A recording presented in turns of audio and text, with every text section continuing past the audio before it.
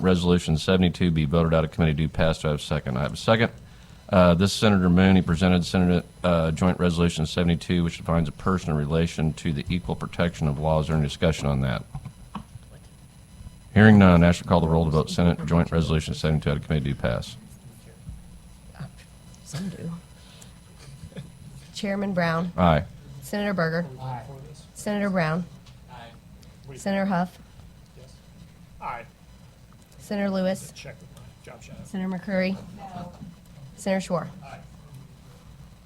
5-1. By your vote of 5-1, the motion carries. I move that House Committee substitute for House Bill 1797 be brought forward to committee. Do I have a second? I have a second. All those in favor say aye. Aye. Opposed, no. The ayes have it. The bill is before the committee. I move that House Committee substitute for House Bill 797 be voted out of committee. Do pass. Do I have a second? I have a second. This is Representative McGirl's presented this bill, which is relating to licensing of accountants. Is there any discussion? Hearing none, Ashley, call the roll to vote House Committee substitute for House Bill 1797 out of committee. Do pass. Chairman Brown. Aye. Senator Berger. Aye. Senator Brown. Senator Huff. Senator Lewis. Senator McCreery. Senator Schroer. Aye. 6-0. By the vote of 6-0, the motion carries. I now move that House Bill 1980 be brought before the committee. Do I have a second? I have a second. All in favor say aye. Opposed, no. The ayes have the bills before the committee. I move that House Bill 1980 be voted out of committee. Do pass. Do I have a second? I have a second. This is Representative Cooks. He presented this bill a couple of weeks ago relating to peer review committees. Is there any discussion on this bill? Mr. Chairman. Senator Huff. Thank you, Mr. Chairman. I was told on my walk down here that I was supposed to vote for this. So I will be voting against this, most likely. Makes sense. Yep, thanks. Any other discussion? Hearing none, Ashley, call the roll to vote House Bill 1980 out of committee. Do pass. This thing right here. Chairman Brown. Aye. Senator Berger. Aye. Senator Brown. Senator Huff. Pass. Senator Lewis. Senator McCreery. Senator Schroer. This is it. It's 4-2. Yeah, put me down. 5-2. That's a shame. By your vote of 5-2, the motion carries. Thank you, Senator Huff. I now move that House Bill 1847 be brought before the committee. Do I have a second? I have a second. All those in favor say aye. Opposed, no. The ayes have it. The bill is before the committee. I move that House Bill 1847 be voted out of committee. Do pass.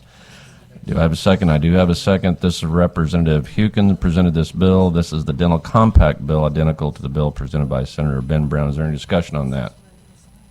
Hearing none, Ashley, call the roll to vote House Bill 1847 out of committee. Do pass. Chairman Brown. Aye. Senator Berger. Aye. Senator Brown. Senator Huff. Aye. Senator Lewis. Senator McCreery. Senator Schroer. 7-0. By your vote of 7-0, the motion carries. I now move that House Bill 1961 be brought before the committee. Do I have a second? I have a second. All those in favor say aye. Opposed, no. The ayes have it. The bill is before the committee. House Bill 1961 was presented by Representative Peters, which is the dietitian licensure compact. There is a substitute ending in .02C and has been distributed to the committee. The committee's substitute changes the title to professional licensing, and we have included compacts heard by this committee, including dental, athletic trainers, and the PA licensure compact. I now move for the adoption of committee's substitute. Do I have a second? I have a second. Is there any discussion on this? Hearing none. All those in favor of adopting the committee's substitute say aye. Opposed, no. The ayes have it. The substitute is adopted.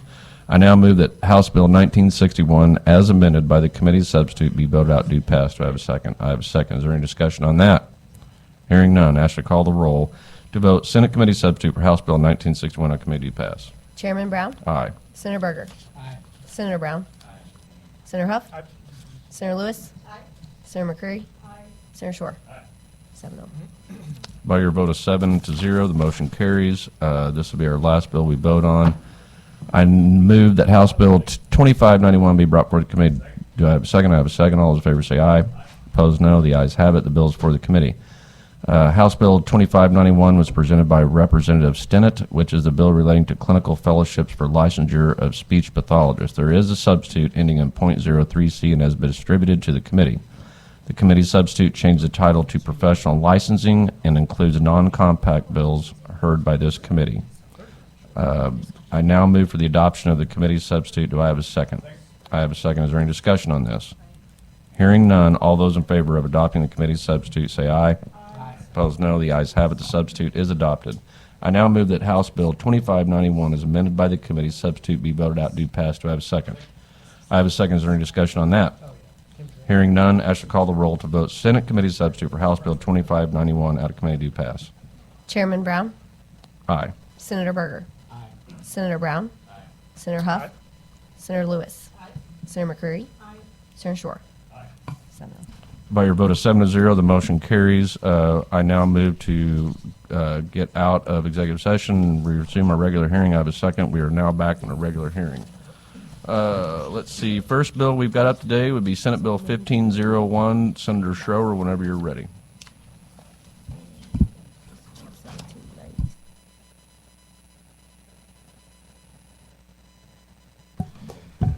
Thank you, Mr. Chair. Members of the committee, for the record, Senator Schroer, District 2, St. Charles County, on Senate Bill 1501.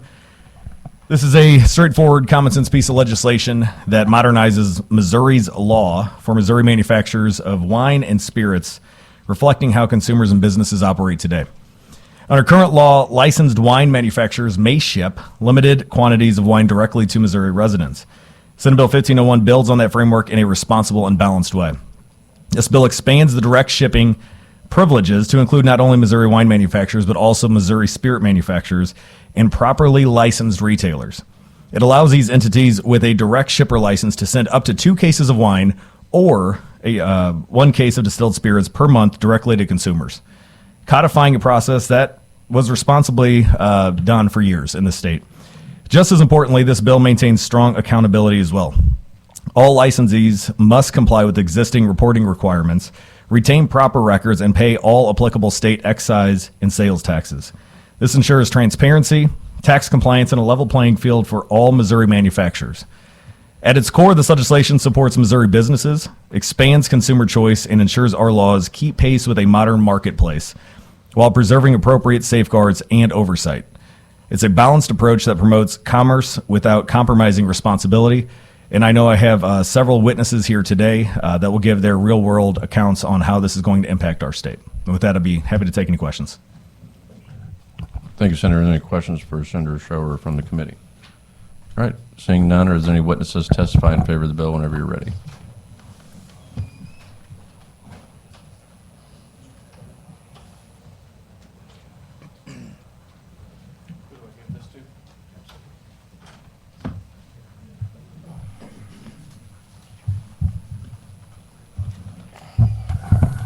Morning, everybody. My name is Greg Pope. I'm the current president of the Missouri Craft Distillers Guild, and I'd like to voice my support for this bill. For more than 30 years, wine has been delivering alcohol direct to the consumer successfully. Federal Express, just in the state of Missouri, did roughly 5.3 million cases of wine delivered in 2025. So they can prove that they do it right. It's not falling into the hands of minors. You know, the fact that the distilled industry is prohibited from engaging in this same type of commerce is absolutely asinine. Missouri's constitution is what you do for one, you do for all. Wine's been doing it for 30 years, but for some reason, it's going to magically fall into the hands of the minor if we ship a distilled spirit. It's just simply not true. There's going to be people that will bring up opposition points saying that we're dismantling the 3-tier system. Nothing could be farther from the truth. The reality is direct-to-consumer is a gateway for us small producers to be able to build a customer base that will then allow us to go to a larger distribution network and say, here's an email list of, 100 or 1,000 or 10,000 potential customers. The reality is nobody's going to pay freight more than a couple of times. If you're buying a $60 bottle of whiskey and you got to pay an extra $20 shipping, it's going to happen a couple of times, but then they're going to want to get it from their closest retailer, and that's how we're building the 3-tier system, not skirting the 3-tier system. Like I said, this is just it's simple common sense. if there was anything that I could add is I don't understand why beer was not included in this. We'll be hearing tomorrow House Bill 3093 that is the same thing that allows for beer. As a brewer and a distillery owner, I think that I should be able to have this opportunity just as a licensed alcohol manufacturer in the state of Missouri, keeping in mind Missouri's Constitution does not recognize the difference between beer, wine, or spirit. Intoxicating liquor is 1/2 of 1% alcohol by volume and up. So how you can ship wine but not beer or spirit, there's just no logic behind it. Chemically, beer is ethanol and water, wine is ethanol and water, and distilled spirit is ethanol and water. So how we can legally ship ethanol and water, but we're prohibited from shipping ethanol and water, I mean, that dog don't hunt, guys. It's time to bring out some common sense and some reason and logic to this. I understand that sometimes that can go contrary when you're dealing with politics. You lose the reason and logic for the sake of the distribution companies heavy-handedly throwing out their billion-dollar lobbyists, and us little small producers, we don't have a way to fight back other than to sit in front of you fine people and voice our concern. Are there any questions that anybody would like to ask of me before I Thank you for your excuse myself? testimony. Any questions for the witness? All right, seeing none, thank you for being here. Thank you. Cheers. Can I see, how many people are here to testify in favor of the bill? How many opposition? Okay, so what we'll probably do is just toggle back and forth, so the next up be in opposition to whenever you're ready.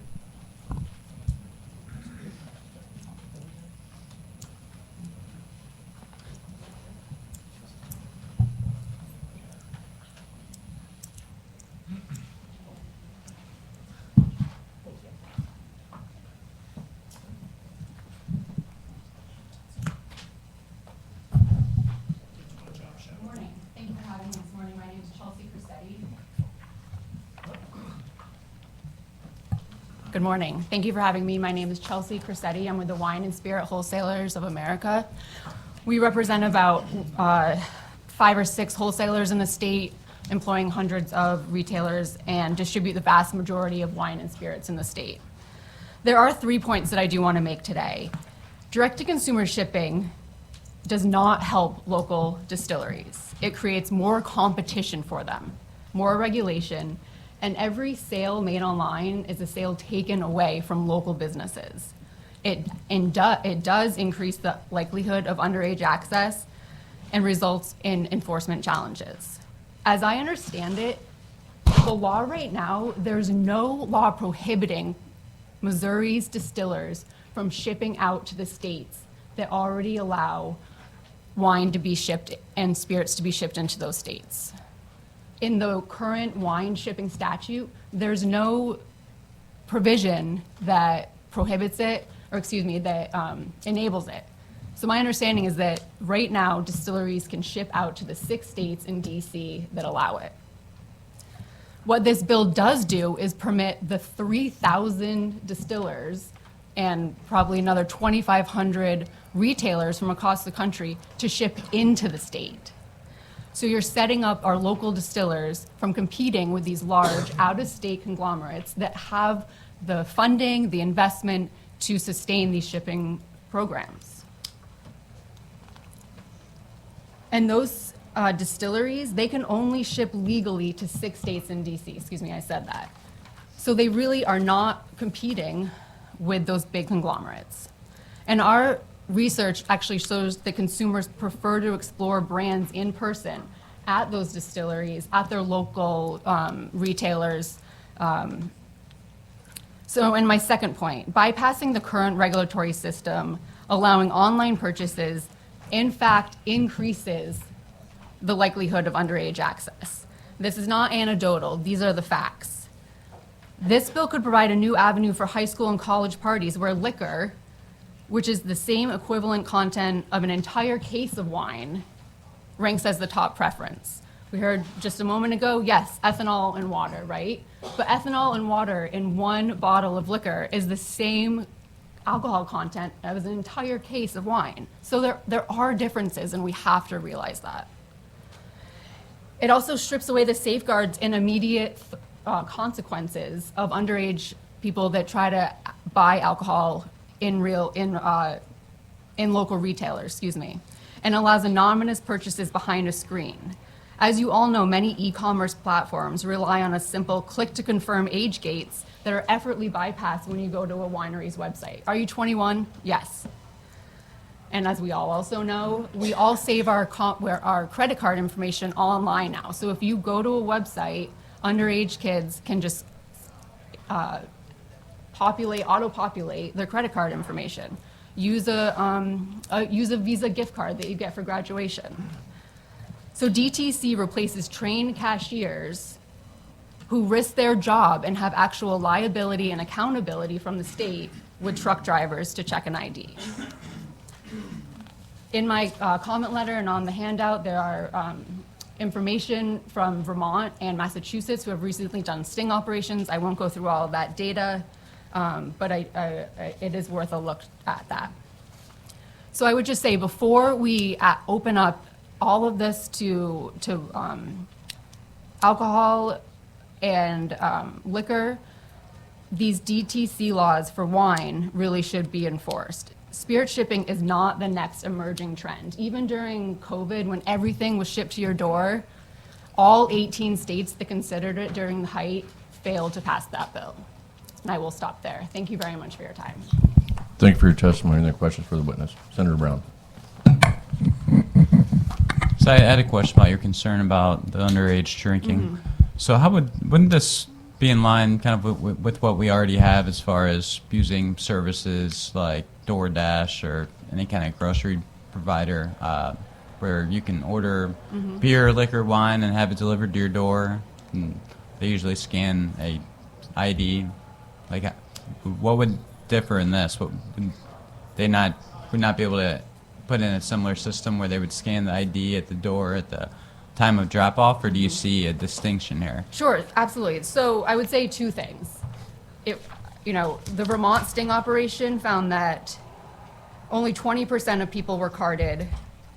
2 deliveries were made to a minor. Massachusetts found that 0 shipments were verified by an ID by the delivery driver.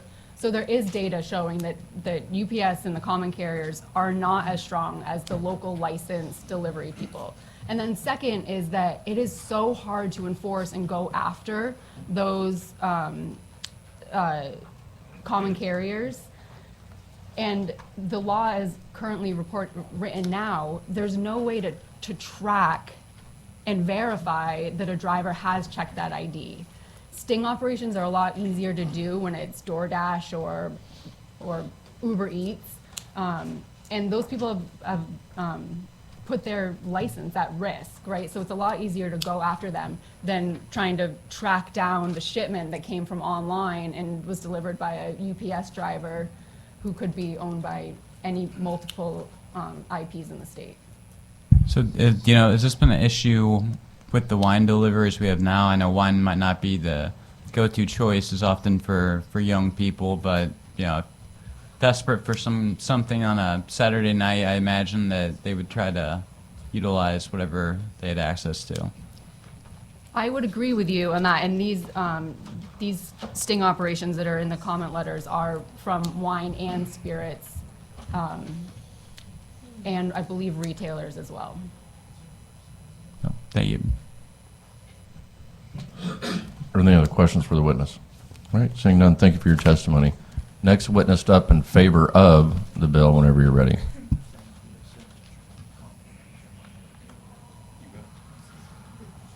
How y'all doing? My name is David Hagler. I have a kind of an odd background in law enforcement, emergency medicine, services abroad, some other stuff. So I have a different approach to this. We built Black Sea Shines. I'm sorry, normally they tell me I speak too loud, so all right. So as I was saying, I have a little different perspective on this, statutory compliance, things of that nature. I looked at it differently when we were looking to see how this is going to benefit. A couple of things is, first off, the discussion I just heard about the problems with controls, other things. Greg was just saying FedEx, when they get a receipt of package, they get a signatory. There's a confirmation there. So the guidance is already there with other shipping to validate and verify. It's all digital and electronic, and they can track all of that anyway. It's not like it's a recreation of something. At the distillery we have, I'm located just outside of Kimberling City, close to Silver Dollar City. We built a 23-acre complex. It's all segregated. I looked at the security controls, the construction controls, a lot of the other things that normally would be overlooked when we came together. I don't see anything other than guests coming in constantly saying, how can we have this sent to us, right? These are people who vacation, they come in, they are asking for the product, right? The state is losing a huge amount of revenue from my perspective and what would be going out on these sales. These would be guests that would come in, as Greg stated earlier, the desire to have it a few times and then go to their local is where the stepstones come into play. The first one is introduction of the product. The second is introduction of the product in the region. Third is using the distributor networks, in-state and out-of-state, for their zone. Nobody's going to drive every weekend 3 hours. It's just not going to happen. But they will go to their local liquor store. The fact of the concern about other alcohol products being there, well, they're already sending it in. You look at, all you got to do is go to a convenience store and look at all the liquor that's already there, and it's not a problem. And I'll guarantee you, if you went back and looked at the statutes about how many college students went into a local convenience store and picked up alcohol versus what would be getting shipped, would be significantly less on our side versus what is commonly found anyway. I think a lot of that information was somewhat subjective to the desired outcome. When we were looking at the numbers, I looked at the value added in New Hampshire, Kentucky, Tennessee. There were first tier, which is obviously us, our ability to get our name out, to grow. That then rolled into the agricultural economics, the people we buy the grains from, the people we work with, the rural areas where a lot of these are at, and the generated incomes, if you will, from people who would do you're talking about the DoorDash folks. Well, I mean, right now in Springfield, Total Wine and More does DoorDash through the whole area. So the fact that it's already being done and they're able to get it to them, I mean, the template and the pattern is already there. So I don't see where these huge difficulties are coming from other than the fact of a concern about competition. All right, we're not competing with the wine industry. People, in my experience with a guest coming at the distillery, right, the husband is normally picking up the bourbon, right? I find that his wife likes a lot of our shines that we produce. We do a lot of mixed drinks. They enjoy that as well. But there's a demographic, and you look at it, and it's not an absolute. What I'm saying is that you have patterns. People who drink bourbon, people who drink wine. Sometimes they'll drink both, but when they're describing it, they're asking what they want, they're looking at what they want. I think there's plenty of room for both. I do not see anywhere where they can show me hard statistics. You were talking about out of state and different places. Okay, well, show me in Missouri and the surrounding 5 states where they've had that issue.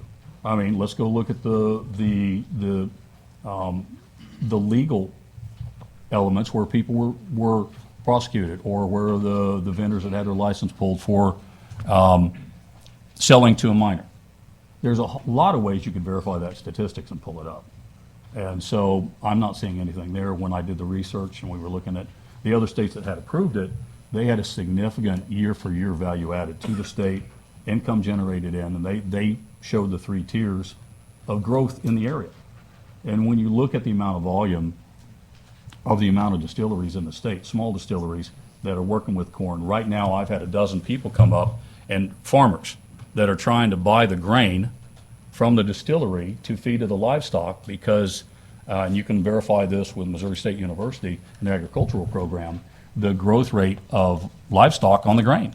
They grow 25% faster in the same growth period. So there's a lot of other values to this that tie to this, and the more you move, the more you work. So I don't see a negative to this, and some of my other constituents will lend their thoughts to it. Anyway, I appreciate it. Thank you. Thank you for your testimony. Any questions for the witness? All right, seeing none, next witness to testify in opposition to.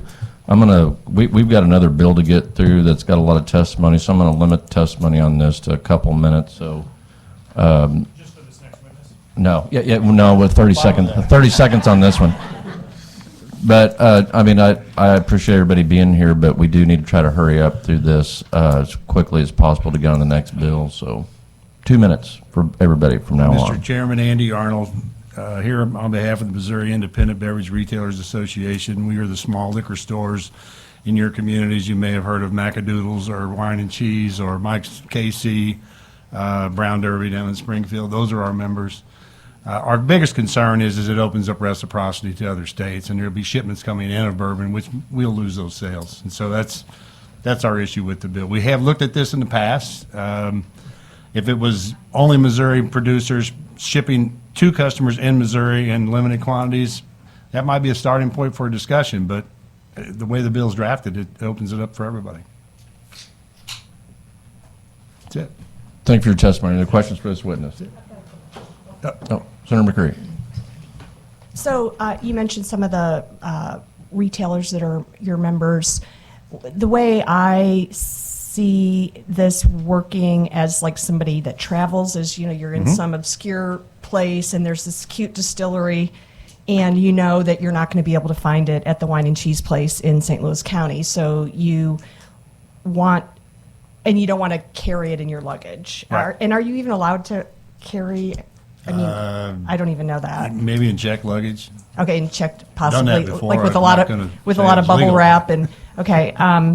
So I see that as just an advantage to a traveler. But then my question to you is: are your retailers able to, like, say I go to the wine and cheese place in my district and say, oh, I love this such and such from, Missoula, Montana. Are they able to order that in for me and then I can buy it from the retailer? If they have a agreement with a licensed licensed distributor in the state of Missouri, then yes, we can contact the distributor, see what the product is available, and we can do that. Okay. If they don't have an agreement though with a Missouri licensed distributor, no.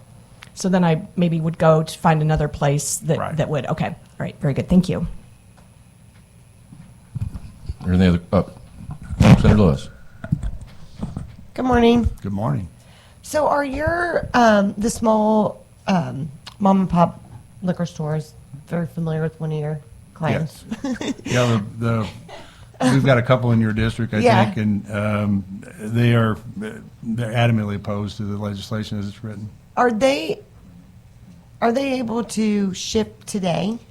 No. No. ATC did a circular about 2 years ago that basically says you can deliver, but you can't ship. Ship is defined as a common carrier. So if you live in St. Louis and they call Mike's and say, hey, we want that bottle of whatever, I could deliver it to him, which means I'd have to drive across the state, but I can't ship it to him. And Okay. that had been part of the discussion that we had with trying to figure out how to ship within the state of Missouri. And it just seems like nobody really wants to allow that because it opens the door to a lot of other things. Okay. Because my understanding is some of the smaller liquor stores are struggling these Yep, days. they are. And I didn't know if it would help them if they were able to be included in shipping. I think that's a rare occurrence. We've had some internet operators that do some stuff in the state. But at the end of the day, if you are a retailer licensed in the state of Missouri, you can deliver, which means you can use a delivery service that is not a common carrier. So you can't use UPS, FedEx, or I don't know what the other one, DSL maybe, or DLS, DHL. Yeah, that one. Can't use those. Okay. Thanks.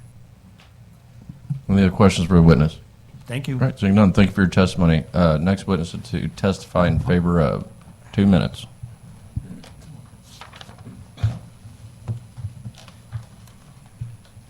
My name is Gary Eingardner. I own and operate Woodhat Spirits in New Florence, Missouri. I'm for this bill, and what you guys don't know, maybe you do, it's already here. Every one of you can get online and get a bottle of distilled spirits delivered to your house. FedEx, UPS, it's already here. It's happening all around. there's not enough cops in Missouri to chase down all the different common carriers that deliver spirits. It's already here. There's 11 states already do it. I have been doing it for a year and a half, but I can't ship from Missouri. But other people do. They buy my stuff out of Texas and California and Washington, D.C., then they ship it back to Jefferson City. That's crazy. I can't ship to Jefferson City, but I can haul it out of state, and they can ship it, and it happens every day. And the whole retailer thing, the thing about it is it's going to cost more to ship that. Now, if it's available in the state of Missouri, which it is, the next time they're going to go to the local store and get it. They're not going to buy a 9-liter case, which is $700 or $800 twice. They're going to buy one bottle, pay $12 or $15 extra freight, but the next one, if they like it, they're going to go to the local retailer and buy it.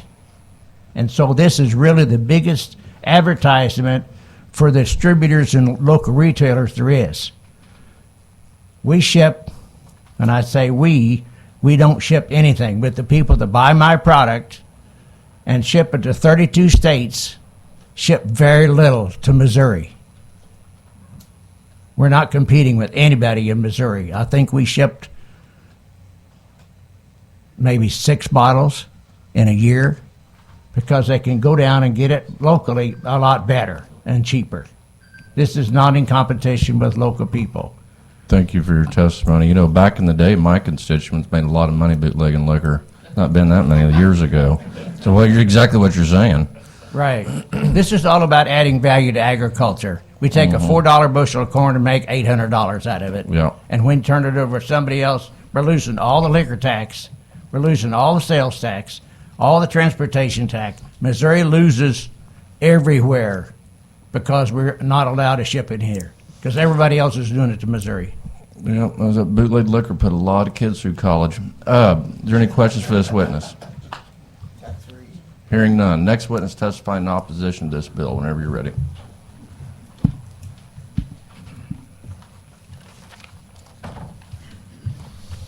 Mr. Chairman, members of the committee, good morning. My name is Ron Leone. I'm the Executive Director for the Missouri Petroleum and Convenience Association, which means I represent many of your constituents who own, operate, or supply gas stations, convenience stores, and truck stops. We are here in support of the 3-tier system. We think the 3-tier system ensures that quality products are safely and responsibly sold to adult consumers, whether we're talking about on-site consumption in bars and restaurants or take-home package sales in my members' convenience stores and grocery stores. In my experience, Mr. Chairman, when a bill is introduced to modify the 3-tier system, it's usually because some interested party wants to create an advantage for their particular business or business model or their particular tier to the detriment of their competitors, the other tiers, and most importantly, to adult consumers. The bottom line for us, Mr. Chairman, I know time is tight, is that we support the 3-tier system. We don't think it's broken. We don't think it needs fixing, and therefore, with respect to the sponsor, we are in opposition to Senate Bill 1501. Happy to answer any questions. Thank you for your testimony. Any questions for this witness? Seeing none, next witness to testify in favor of, whenever you're ready.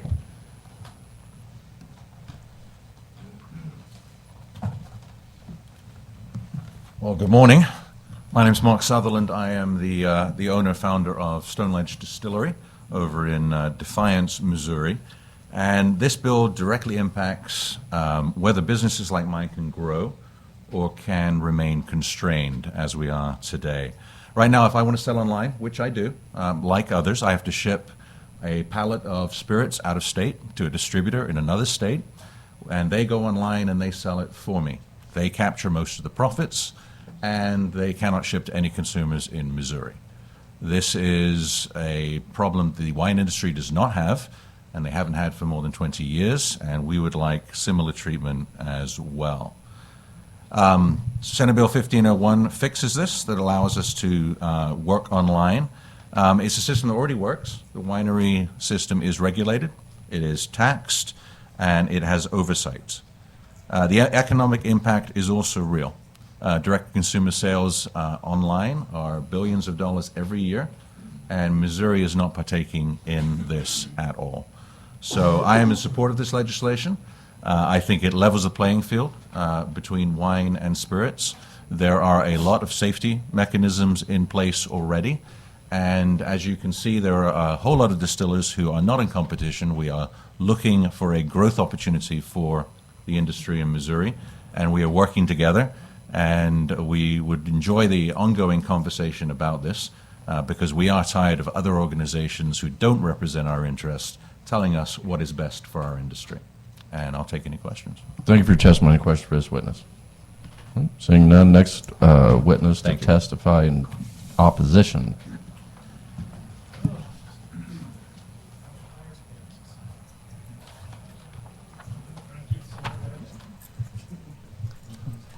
I'm here for that.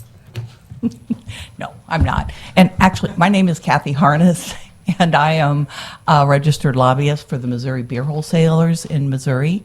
And I have empathy for these folks that would like to distribute their product with it to the state of Missouri. However, if you're able to ship within the state, then other states are able to ship into Missouri. And that's a whole nother issue, I think. It doesn't just solve for these folks. Actually, could probably end up hurting them. Beer wholesalers, although we are not included in this bill, our wholesalers actually carry wine and spirits also in their warehouses. And back during COVID in 2021, the division did an audit because they weren't out in the field. Their agents were all in-house on the direct shippers. And although you have to have a license to direct ship into to do direct shipment, there is a direct ship license, and this is for wine. Actually, the reason they have that right now, there is no fee for it, so there's no way, they don't have the money to really track a lot.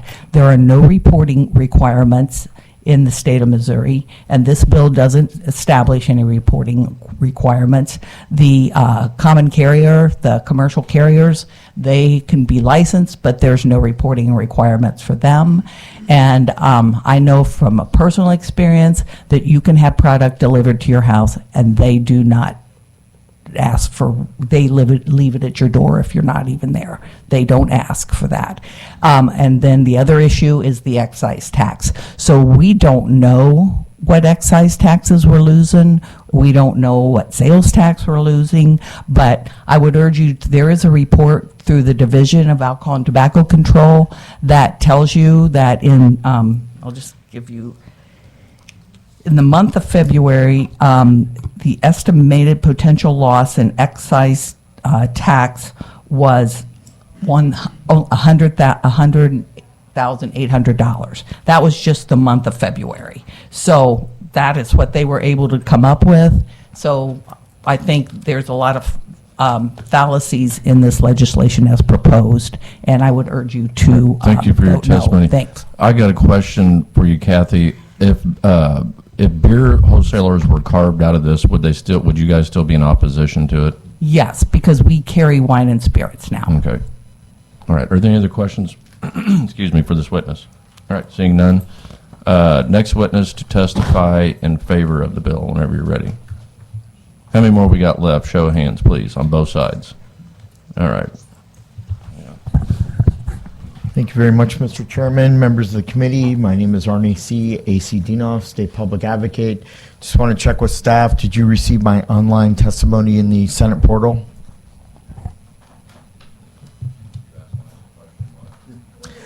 I submitted my online testimony in favor of this bill on the portal, so I want to confirm that. This bill, Senate Bill 1501, is clearly about citizen choices. It creates fair competition.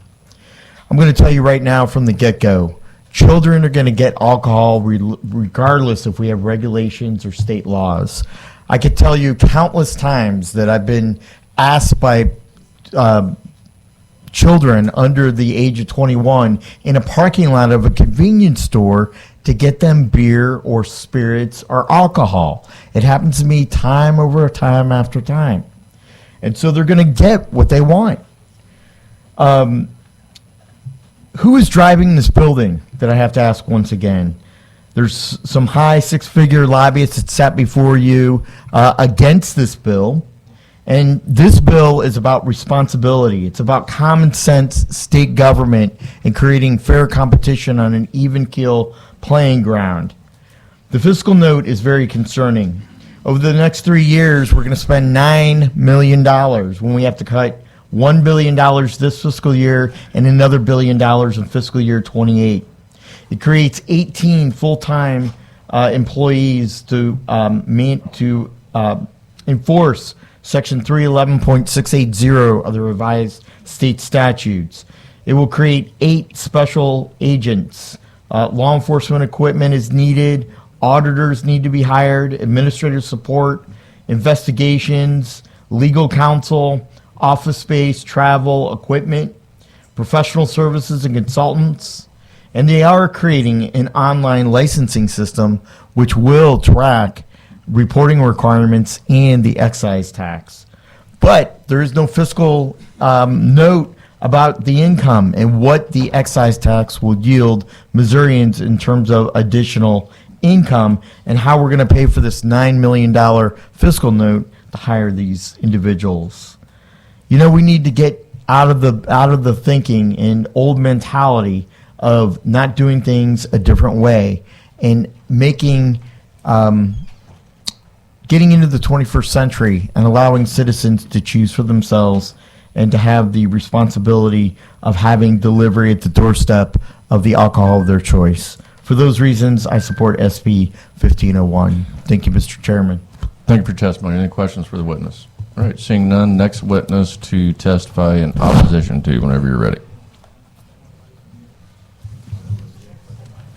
Mr. Chairman, members of the committee, my name is David Overfelt. I am the president of the Missouri Retailers Association and a lobbyist for the Missouri Grocers Association. We agree with Mr. Arnold's comments earlier. I really do not have anything to add. Of course, DoorDash, the delivery person, is responsible for carding, and they are required to card when they deliver from our grocery stores, et cetera. Thank you for your testimony. Any questions for this witness? Senator Huff, you have a question?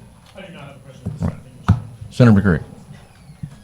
Hi, David. Thanks for being here. So I've not DoorDashed or done anything, but like say at a grocery store, like Schnucks, there's Right. Shelves at the front, and then there's bags stapled up with the person's name on it. So someone comes in, but you can't tell what's in the bag. So is there a special attachment to that? If alcohol is in the order, Okay. the DoorDash employee will know. Okay, so there's Yep. some Yeah, indication on the outside? They have to make that communication. Okay. Because they have to card to deliver it, and the DoorDash employees will bring it back.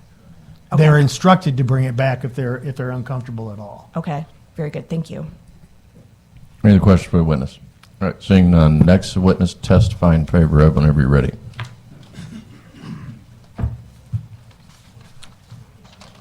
Good afternoon. My name is Derek Leroy. I'm the production director at 10 Mill Brewery, Hermanoff Winery, and Blackshire Distillery in Herman, Missouri. Most everything I was going to say has already been said. I'm a little unique because our winery has been using this direct-to-consumer shipping since 2008. I think the bill was passed in 2007. So we have experience with it. We know it works. We'd like to see this for the distillery. We are currently shipping, just like Gary said, to D.C. for our product to then make its way back into the state and other states.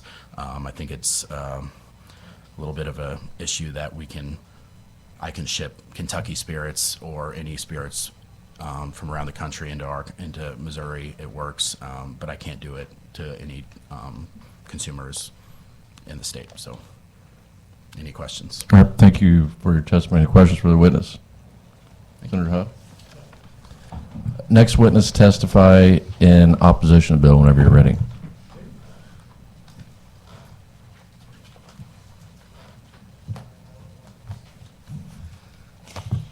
Good morning, Mr. Chair, members of the committee. Jackie Barget, registered lobbyist here on behalf of Anheuser-Busch to also go on record in opposition to the bill. I won't repeat anything that's been said, but simply we feel that this undermines the three-tier system that has worked for the past hundreds of years. Thank you for your testimony. Questions for this witness? All right, seeing none, next witness testify in favor of the bill.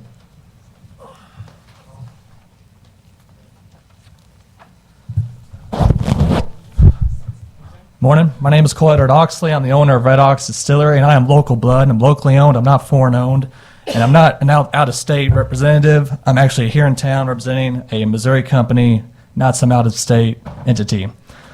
And I'm not representing foreign-owned products coming in. This bill creates a limited, regulated, direct-to-consumer operation for Missouri distilleries. It keeps all safeguards in place: licensing, age verification, reporting, and full tax collection, while giving small and rural producers a way to reach customers. This does not replace the three-tier system. It keeps it fully intact. This is simply a supplemental, controlled channel of clear volume limits and oversight. Missouri already allows direct shipping of wine under similar safeguards. This applies the same structure in a consistent, regulated way. There is also compliance systems operating across more than 40 states. I am using one of them. I am already in most of the country shipping. Handling the tax collection and legal routing, this shows the model is proving and working, not new or untested. We heard some comments about how we had some failed systems happen in one place. Are we passing laws for people in other states, or are we just working for Missouri? Because I thought we passed laws for Missouri, not other states. Also, if someone doesn't obey the law, that doesn't mean we make a rule. We just enforce the law. We don't make a new rule. We just got to enforce the law. For many small distilleries across the traditional distribution can be limited or inconsistent. This bill does not replace the system. It helps fill the gap. On small liquor stores, this bill is designed not to disrupt them. Shipments are limited for personal use and relatively expensive to fulfill. This will not replace local retail. In many cases, it actually helps build awareness and drive customers into stores. On safety, this creates a controlled, accountable system. Licensed producers, licensed carriers, ID verification, adult signature required. My mom, I'm doing a 50-state blend for the United States. Wrap it up here, man. I'm almost done. My mom has signed off for hundreds of bottles at her house. If a delivery happens without a signature, that is already a violation of existing rules. This bill increases accountability by making shipments increased, trackable, and audible. My last two notes here. I would also note Missouri distillers are the ones asking for the bill, while much of the opposition is coming from national distribution groups. Finally, this bill treats all producers equally, keeps full tax collection in place, and preserves the structure we already have. Most distributors do not give us the time of the day Thank you because for we're your too testimony. small. Any questions for this witness? All right, seeing none, next witness testify in opposition to the bill whenever you're ready.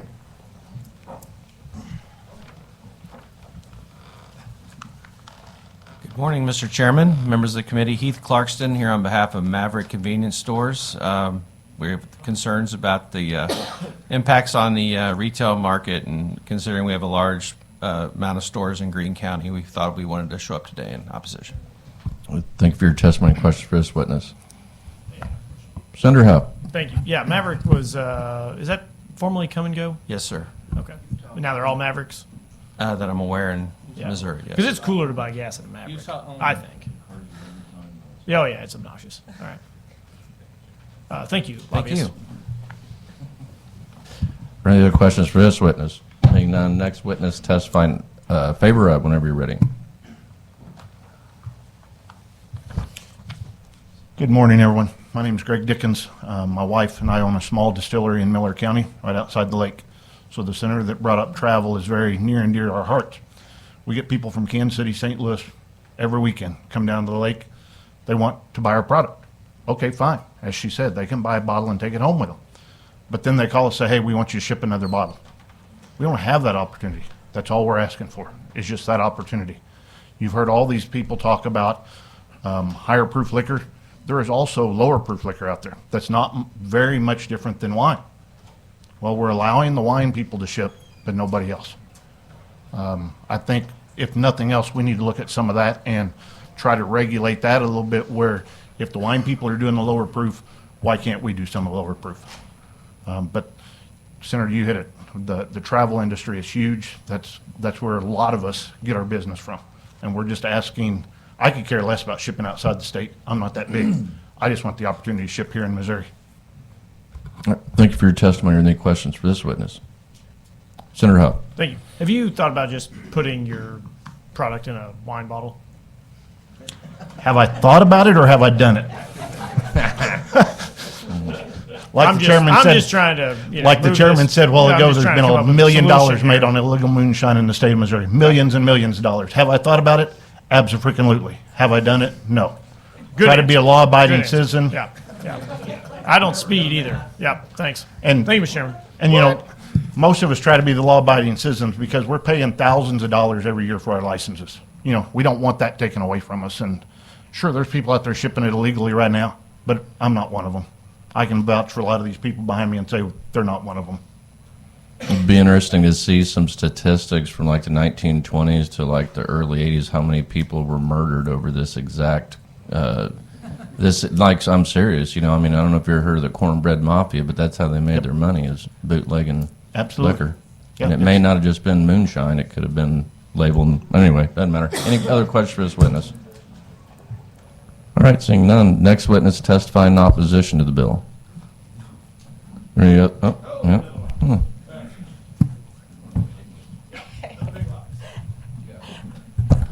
I will give you 20 seconds. Angie Schulte here on behalf of Casey's General Stores. I don't have anything to add to the other testimony in opposition. We just want to go on record. Thank you for testimony. Any questions for this witness? Seeing none, next witness testify in favor of. Opposition to. All right, I guess we're done. We're going to move on to the, what? Huh? Yeah, we don't do that. That just means you're against it. You just don't want to admit it. So the next bill, we're going to turn on and tune in to some 5-acetylene and some ibogaine. So Representative West, whenever you're ready.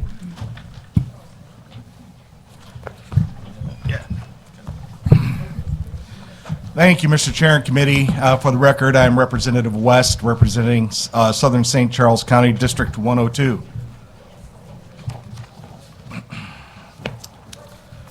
Before the committee today, I bring House Bill 1717 and 1643, is known as Alternative Therapies for Veterans. This bill passed through the House Committee on Veterans in 2025 with a 20-0 vote in favor of, and a Rules Committee 8-0 in favor of. This year, in emerging issues, it passed through the House with 7 yes, 2 no, and again 8-0 in our Rules Committee. House Bill 1717 provides clear and concise guidelines on who can participate and how that participation is managed. Veterans and first responders are the sole recipients of alternative therapies known as psilocybin. They must be 21 years of age or older, suffer from post-traumatic stress disorder, major depressive disorder, or a substance use disorder, or require end-of-life care. The patient must be enrolled in a study on the use of psilocybin, report to the Department of Mental Health that they intend to acquire, use, possess, transfer, or administer psilocybin in accordance with this legislation. There is also strict documentation required from the physician who the patient has a bona fide patient relationship with the person seeking treatment. There is also strong requirements for the people who can facilitate the treatment. State licensed laboratories are required to test controlled substance tests that the person ingests and limit the use of no more than 150 milligrams of psilocybin analyte during any 12-month period. Psilocybin, a substance found in a species of North American mushroom, is classified under Schedule 1 of the Federal Controlled Substance Act, which cannot be legally possessed or for recreational and receive limited federal clinical research support. Private clinical support must be approved by the DEA. While only 3 states have approved the use of psilocybin for medical purpose, New Mexico, Colorado, and Washington, Utah has a pilot program allowing hospitals to administer psilocybin. States like California, Maine, New York, Illinois, New Jersey, Minnesota, Arizona, Iowa, Nevada, Pennsylvania, and West Virginia all have movement in their legislation or in their legislative bodies to promote pilot programs. The Department of Veterans Affairs is effectively exploring the use of psilocybin and other psychedelic compounds to treat mental health conditions in veterans, marking a significant shift in research focus. While the VA does not currently recommend self-medication with psychedelics, it is funding and conducting studies to evaluate the safety and efficacy of a psilocybin-assisted therapy for conditions like PTSD, depression, and treatment of resistant depression disorder. Active studies in 2024, the VA announced its first ever direct funding for research into psilocybin and MDMA-assisted therapies. These studies involve collaboration with the National Institutes of Health and various academic institutions. Mr. Chair, I've spent over 20 years as a police officer in a highly active area in this state. I've delivered a baby. I've held dead ones. I've told two people as they've died in my arms that everything was okay as they passed from this world to another. I walk with my military brothers and sisters as I spent 28 months in Iraq in a war-torn area.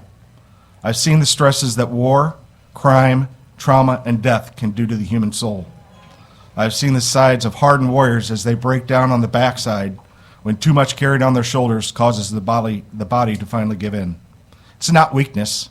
It's more like the human soul was not meant to bear so many burdens without falter. What I'm proposing today is another way to help those who have protected us, brothers and sisters who have no place to turn. They have tried to reach out, tried therapies, tried medicines and poisons that they put into their bodies with no results. We can offer them another path. The efficacy of these therapies is far greater than most traditional therapies.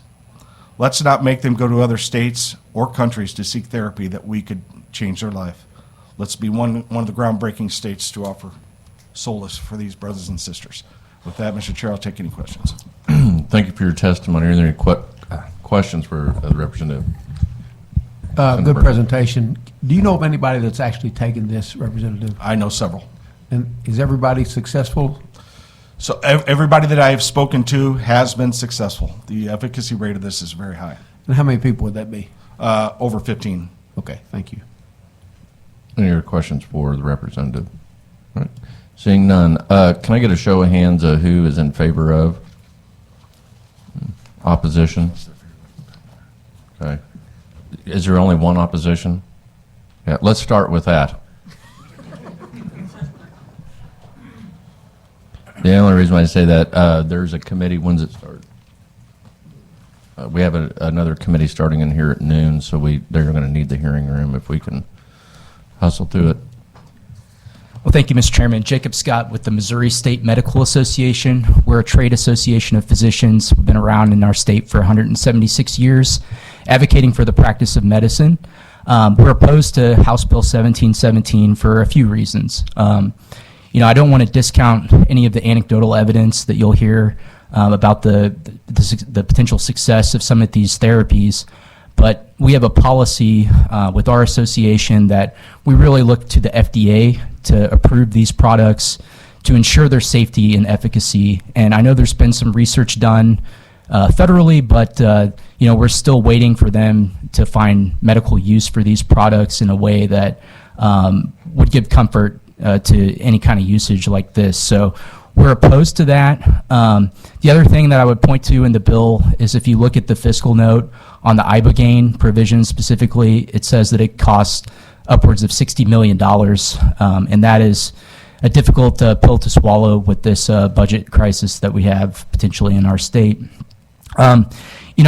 Really the other thing that I wanted to bring out was the psilocybin provisions. As I see it, there would be the bona fide physician-patient relationship, but it does something called a facilitator for psilocybin, and that's not the same as supervision.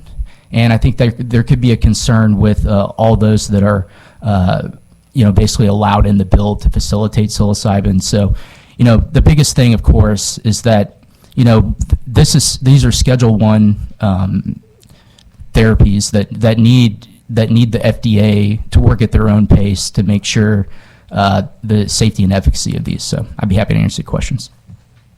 Thank you for your testimony. Are there questions for this witness? All right, seeing none, first witness to testify in favor of the bill whenever you're ready.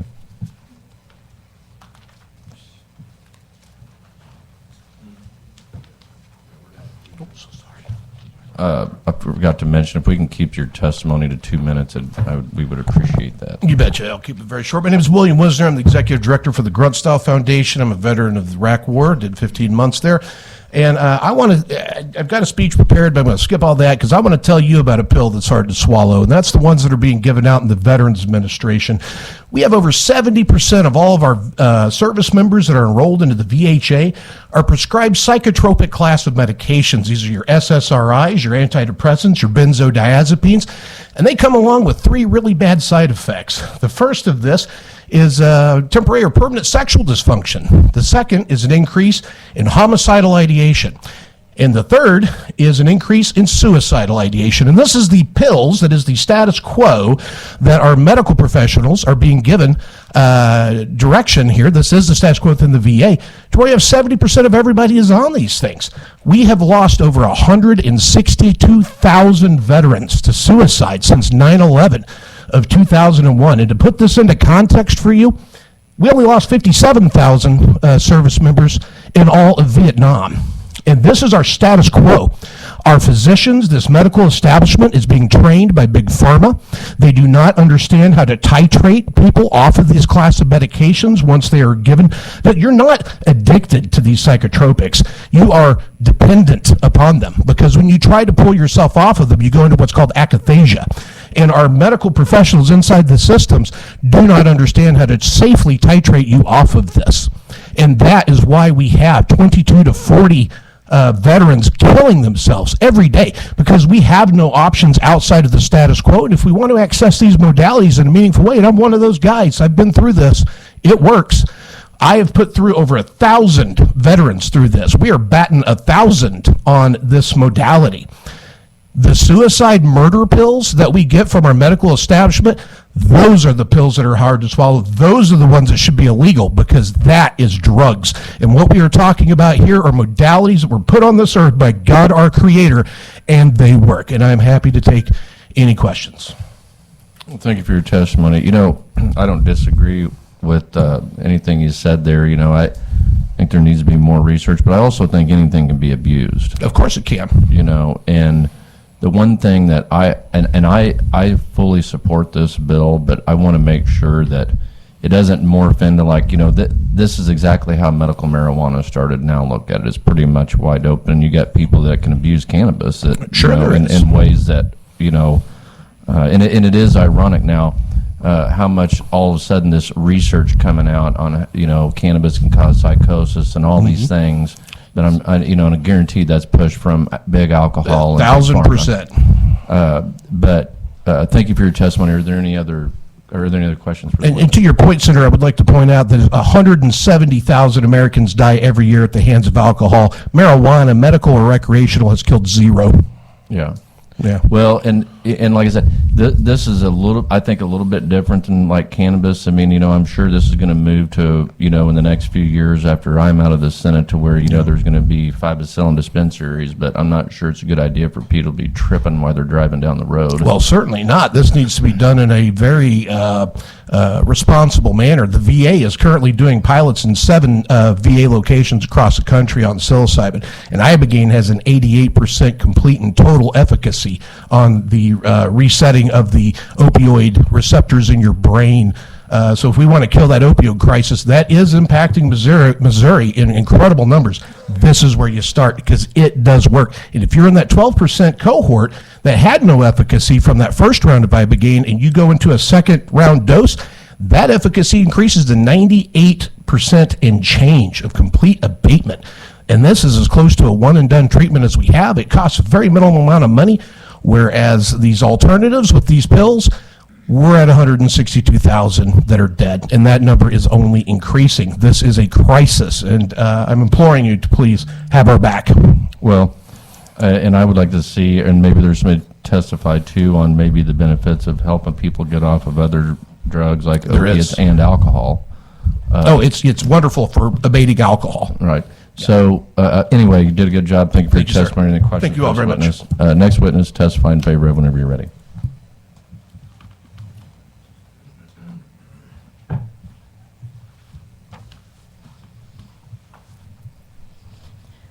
Hello, Senators. Thank you so much for taking the time to hear me out today. I am a first responder. My name is Alina Love. I am a first responder, EMT in Boone County, and I have personally been through both of these treatments, psilocybin and ibogaine. I had a whole speech written out to you, but I'm going to talk to you as if I'm talking to each of you in person. As Will mentioned, there is a really high suicide rate. There is a high suicide rate in first responders too. I work with people who are veterans, who are first responders, and their families of domestic abuse as well. These medications, they are very efficacious. I have personally seen so much success rate in so many people. I have been through these medications myself. I've been on so many different medications. Whenever I moved to Alaska, I basically was suicidal. There was no way out for me, and I basically was there. Talk about a hard pill to swallow. I was on 4 different medications that I could not get off of. I had no hope. I ended up meeting a doctor in Yukon, Canada, who helped me get off of these medications with psilocybin. After 3 months of the use of psilocybin, I was completely sober. There was no other medications that I was taking. This medicine has the ability to bring people back to a normal state. Ibogaine is even more effective whenever it comes to breaking addiction. These medicines give people hope. Right now, we just need options, and right now we have it in our hands. So I'm asking all of you to please consider this, because this truly has the ability to save so many people. And if we wait for the FDA, there's going to be thousands of people who die because we're waiting for something, when really we have the ability to pass bills that give other people the ability to have hope. So thank you. Thank you for testimony. Any questions for this witness? Seeing none, next witness testify in favor of the bill whenever you're ready.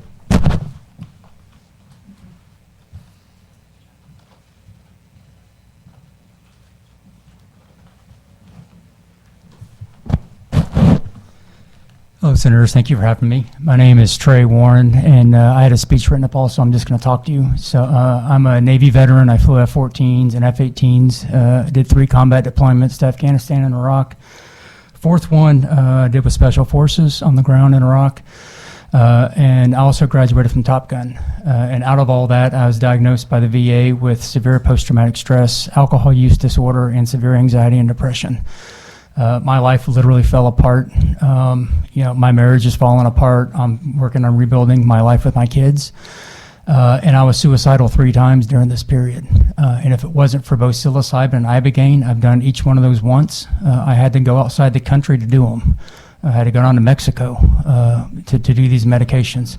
And both of those are what brought me back. And so now I am working full-time again. I am also working on my relationship with my kids. I'm a better father now.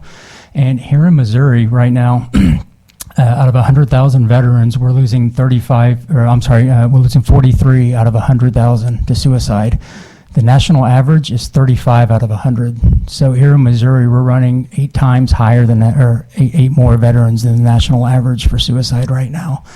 And so I would implore all of you to please look at doing the research on psilocybin, and that's all we're asking is for the research. And so to the medical community's concerns, I 100% agree that we don't want anything out there that hasn't been researched. That's what we're asking you to do, is to do the research on this to help veterans like me who've been struggling with suicide but are now better and functioning members of our community again. Thank you. Thank you for your service, and thank you for your testimony. Any questions for Senator McCreery? Good morning. Thank you for being here and for sharing your story. I know there's a lot more to it than what the 2 minutes allows. One of the reasons I am so supportive of this bill is we talk a lot in the legislature about reducing health care disparities and health access disparities. And one of my big frustrations, and I'm happy for you, that you could afford to go to another country to get treatment that was life-saving for you, but we all represent people that are veterans and first responders that cannot get the resources together to go to another country, another state, and that's really my reason for supporting this. Is I want people to be able to have access to life-changing care in the state of Missouri. So, thank you for sharing your story, and I'm hoping that we can make some progress with this and make this treatment available to people here within the state. Yes, ma'am. Thank you. And if I could speak to that real quick. Personally, I've spent thousands of dollars to go out of this country. When I went to go do ibogaine, that was I spent about $5,000 to go do ibogaine. And psilocybin is a little bit cheaper, but you're looking at a couple $1,000s. And I've paid out of pocket, but I figured that's worth my life. So. If we can get this here in Missouri, that's going to save a lot of veterans and first responders so much money and their life. So that's why I'm asking you for this. Thank you. Yeah, and you can't put a price on somebody's life. So yes, thank ma'am. you. Thanks for being here. Are there any other questions for the witness? All right, seeing none. Next witness, testify in favor of the bill whenever you're ready.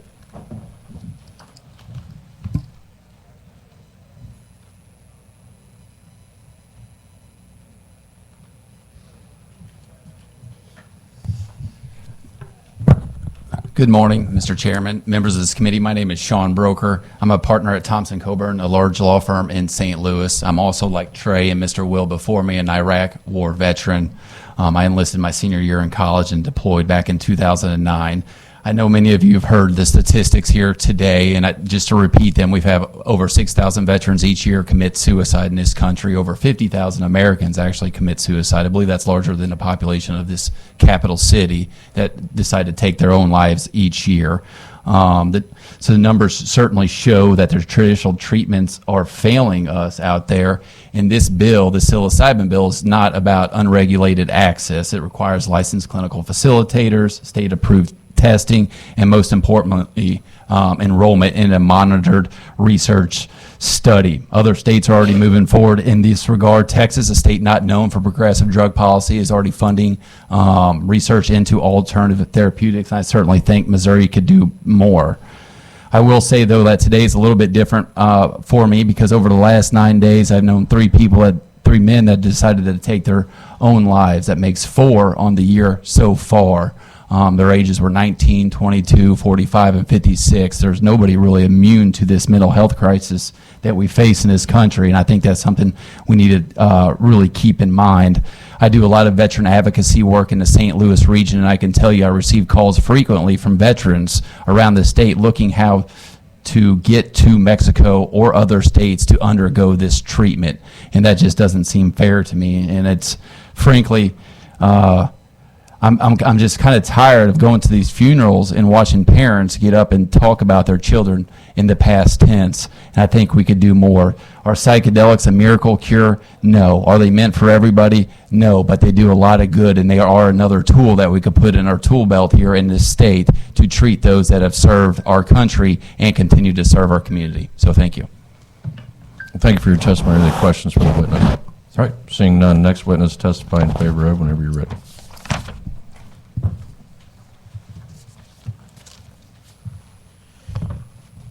Thank you, Mr. Chairman, members of the committee. Joe Patterson on behalf of the Modern Health Coalition. Some of you may know me from the St. Louis County Police Association. Just want to go on the record that I'm not here on behalf of the Police Association, but I will be drawing some of my personal experience and professional experiences from that position. So I won't go into the details of the pharmacology and a lot of the great stuff you heard today, but what I will tell you is that just on Good Friday, I had one of my close members get back from rehab. We're praying for him. So far, so good. And then last month, I had one of my board members commit suicide. Both are military veterans, combat veterans, both good friends. Both were on the cocktail from the VA. Didn't work. The issue we have is that we have better mental health advocacy, better mental health awareness, and we have less stigma to mental health than we ever have. Still not working. Okay.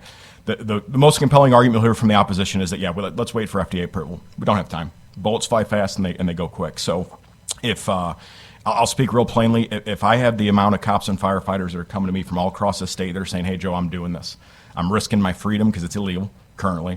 And I'm risking my licensure as a police officer or firefighter in the state of Missouri, and I'm still doing it because it's worth my life. That risk worth my life. If those same guys told me instead of doing psilocybin or ibogaine, in most cases it is psilocybin, it's a little more available right now. If they said, hey, Joe, I don't know what to explain this, but if I sleep with a toaster under my pillow every night, I don't want to kill myself anymore. I would be coming to you asking for a grant program to fund toasters to every first responder in the state of Missouri. I don't care how it works. I just know anecdotally that it is working. Studies are needed to prove that it works widespread, and then these folks need to not risk their livelihood and their freedom to be able to try to save their lives. So with that, I'll stand for any questions. Any questions of this witness? Seeing none, next person to testify. Thank you for testifying. Next person to testify in support of. Begin when you're ready.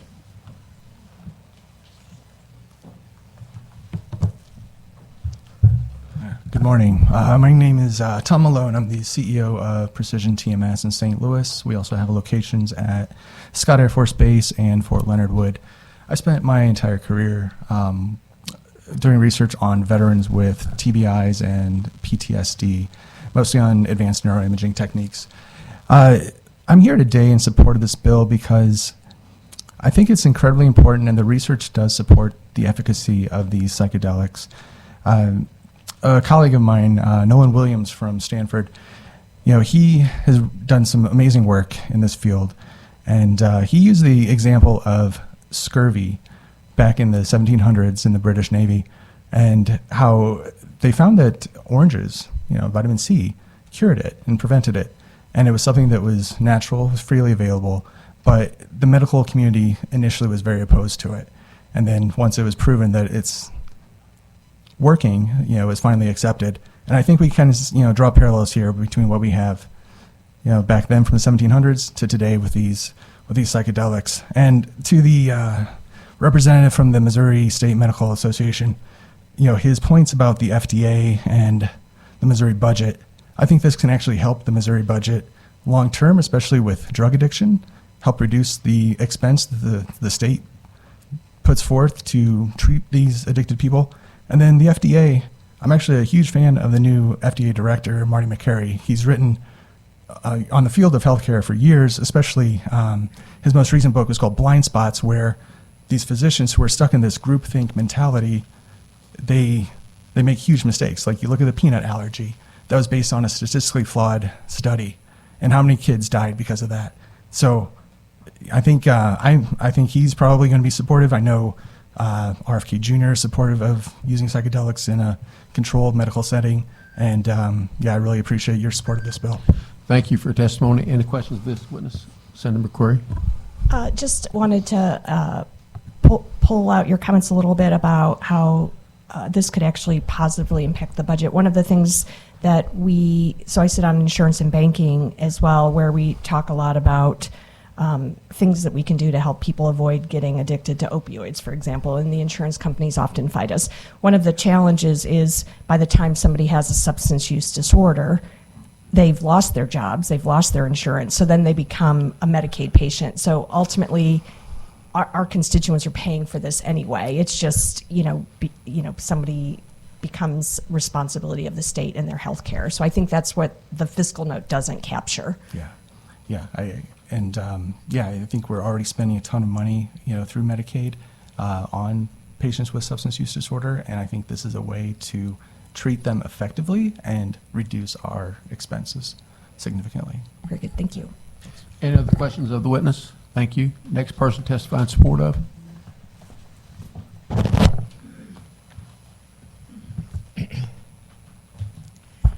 Thank you, Mr. Chairman, members of the committee. My name is Arnie C., AC Dean Office, State Public Advocate. Back on February 16th, I vividly remember testifying in support of HB1717 and 1643. For some reason, it doesn't show up. I know that the House had a glitch in which they lost witness testimony. Say that again, Arnie. I missed. What did you say? I'm sorry. Just start over. Yeah, no problem. Back on February 16th, there was a House hearing in emerging issues, and I testified in favor of House Bill 1717 and House Bill 1643, which is a companion. It's my understanding that these two are merged in a HCS House bill of both of these bills. For some reason, there was a glitch back in February. The House lost some testimony. The system went down for a few days. The Senate also experienced, in the last few weeks, some similar issues. This bill is allowing alternative therapies and treatments for Missourians And if the treatment works and they're over 21 years of age, allow Missourians to use these therapies. These therapies, if the treatment does well, let it be allowed.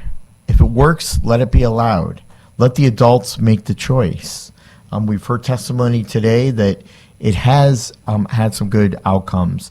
I believe that the one gentleman said it's over 1,000 patients that have had successful outcomes in diversion from suicide and from mental anguish in dealing with post-traumatic stress disorder. It makes a lot of sense. And so we keep hashing this bill year after year after year, and I know Representative West is frustrated. It keeps coming up. Let's get it across the finish line, and let's get it to the governor's desk. I think this is a alternative that we need to offer Missourians that are over 21 and adult and can make their own decisions and their own medical treatment, their own course on their own accord. Thank you very much, Mr. Chairman. Any questions of this witness? Thank you for your testimony. Anyone else to testify in support of?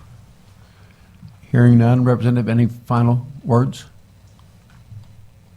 I would just like to convey this to the committee that the stigma around allowing this therapy to be used, it's not about the drug itself, but it's about the data that we're going to collect so that we can move forward and have this information and work with the FDA and work with the Veterans Administration. The more data we collect on this issue, the more we're going to be able to use it in the future. Thank you. I do have a question. How many states are doing this now? So only 3 are currently doing it. Which ones are they? If you excuse me here, I'll... Sure. Currently, New Mexico, Colorado, and Washington. Now, I think Texas has come on board recently. I haven't verified that, but there's like 11 other states that have some sort of movement in their legislature. Are they showing a decline that's statistics in suicide rates? So a lot of these are very new. I think Washington would probably have the most statistical evidence on that, but I do not have that at this time. Thank you. Testifying informational purposes only. Yes, thank you so much. Proceed, please. Good morning, Vice Chair Berger, remaining members of the committee. I'm Dr. Jennifer Bean, the Health and Mental Health Legislative Policy Fellow with Most Policy Initiative. In the interest of time, I'm going to cut some things down that you've heard already. You've heard that psilocybin is a hallucinatory substance in mushrooms, and as mentioned, it is a Schedule I substance under federal law. Some information I want to make sure to share from our science notes is that in 2018, the Food and Drug Administration granted psilocybin a breakthrough therapy designation. This process is designed to expedite the development and review of preliminary clinical evidence shows that the drug may demonstrate improvement over available therapies for specific conditions and populations. Some information in our 2 science notes, particularly treatment-resistant depression is one of those conditions that shows reductions in symptoms between 42 and 54%. Specifically as well, patients with cancer show that 1 dose of psilocybin can reduce anxiety and improve mood disorder for at least 6 months. In the context of PTSD, interviews with small groups of veterans suggest psilocybin may change how the brain processes trauma. And pursuant to the same condition in first responders, they are up to 40% of first responders also have PTSD. Some important information to also share is that there's no large-scale clinical trials because of its Schedule I designation, so there's no way to confirm this long-term efficacy. Regarding risks, the side effects of psilocybin are nausea, vomiting, increased blood pressure, and paranoia. There are no studies showing any addiction or overdose symptoms. The only research shows that repeated use could lead to a decreased tolerance to the medication. And thank you so much for your time. I'm happy to answer any questions. Any questions of this witness? Thank you for your testimony. Thank you so much. This concludes our hearing on House bills. With no further business in front of the committee, we are adjourned.